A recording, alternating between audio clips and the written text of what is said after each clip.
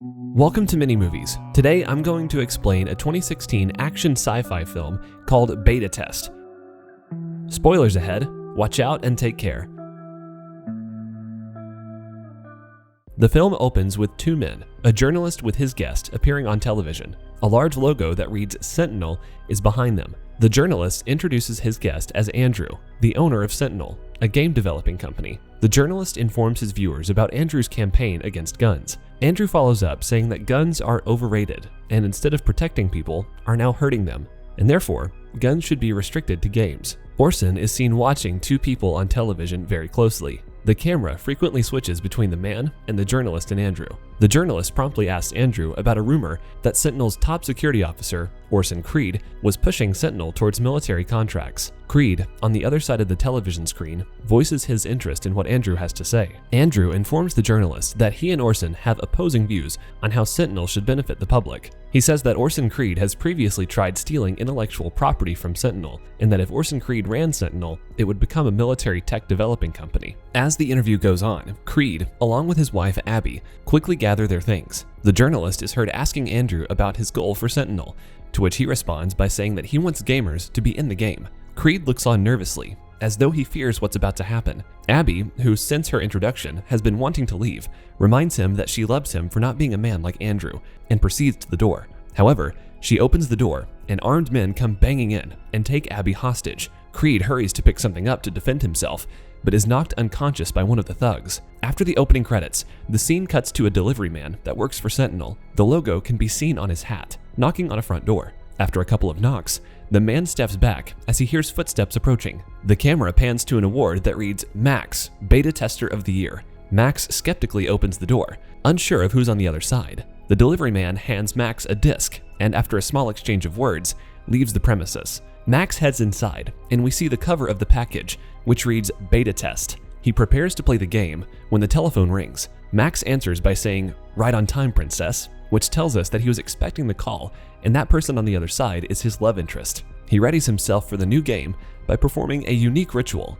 However, the television screen displays connecting to host, so while the game connects, Max runs to the kitchen to grab his pizza. Suddenly, eerie music starts playing in the background as the camera switches to a house that is completely trashed. Inside the house, we see the thugs had broken into Orson Creed's house. Abby's face is bruised and swollen, and Orson Creed is passed out on the bed. A team of people are gathered around Creed as they work on planting a device in his neck. Once the operation is done, the thugs grab Abby and move out of the house. We come back to Max, who is still waiting for the game to come online. The television suddenly reads connected to host, and the game begins. However, we soon realize the connection is actually made to Creed's neck device. The camera pans back to Max, who is seeing exactly what Orson Creed is seeing, but in video game graphics. This shows that Max is actually controlling Orson Creed as an in-game avatar. Max uses his controller to move Creed around and picks up a photograph of Orson Creed and Abby. Max instantly asks the girl on the call, who actually works for Sentinel as tech support, why the man in the picture looks like Orson Creed, to which she gives a vague response. Max ignores it and moves on with the game. He goes downstairs, where he finds a cell phone taped to a cabinet that reads, "Play me."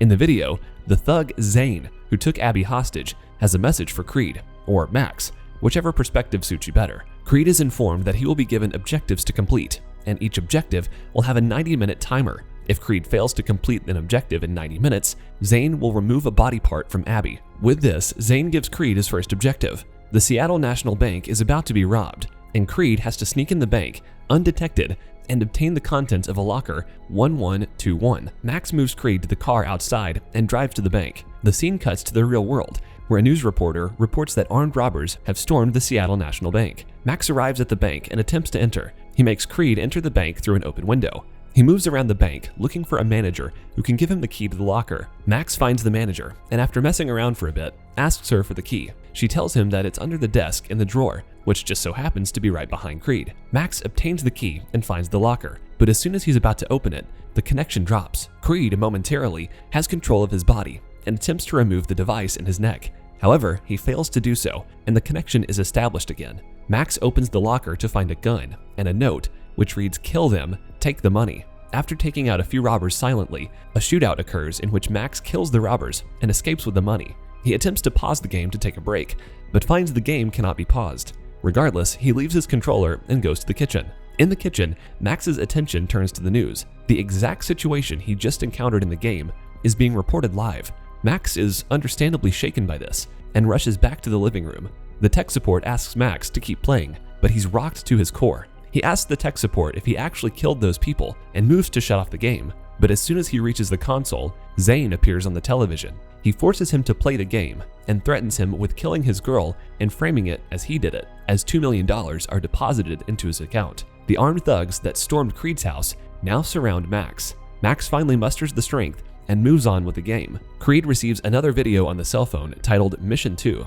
Zane tells Orson Creed that a shooting will be at a nearby primary school. Max drives to the school where he's informed that his mission is to protect the shooter from the authorities. He enters the school where the shooter, a young boy, runs into him. He yells at Max to let him go and that they'll kill his mother. The police attempt to take down Max, or Creed in real life, but Max fights and defeats them. Suddenly, loud gunshots are heard.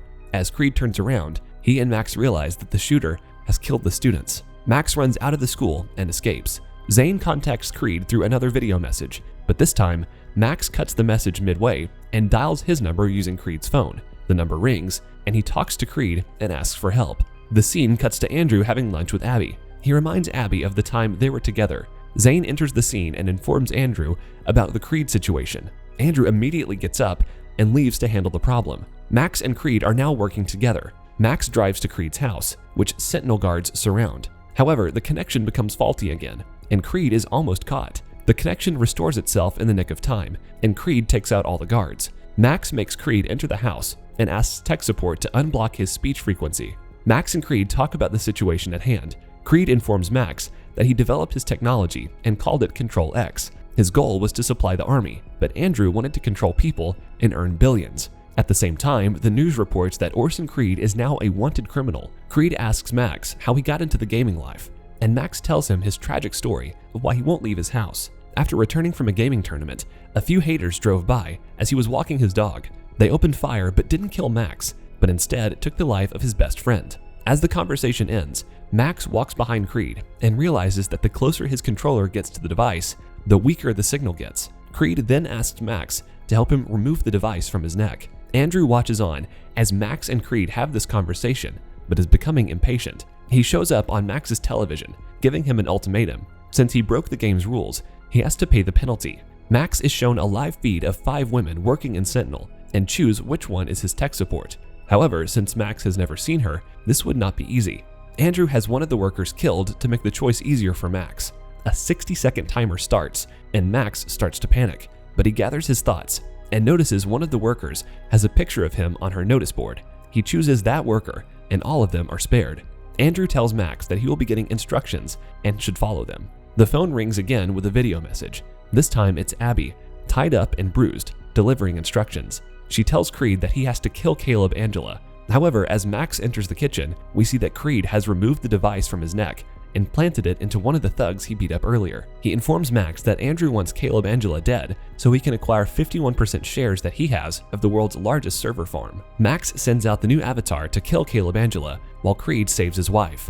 But just as Creed is about to depart, we see one of the thugs regain consciousness. As Max races after Caleb's car, the tech support calls Max and learns that she's safe.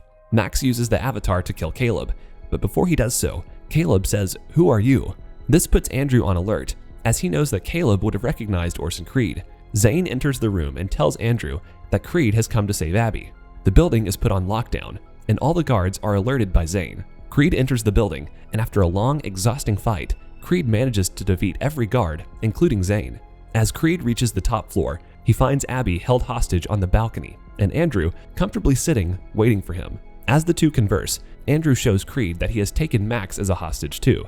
Max realizes that the guard holding the gun to his head is not paying attention and uses his controller to drive the avatar to his house.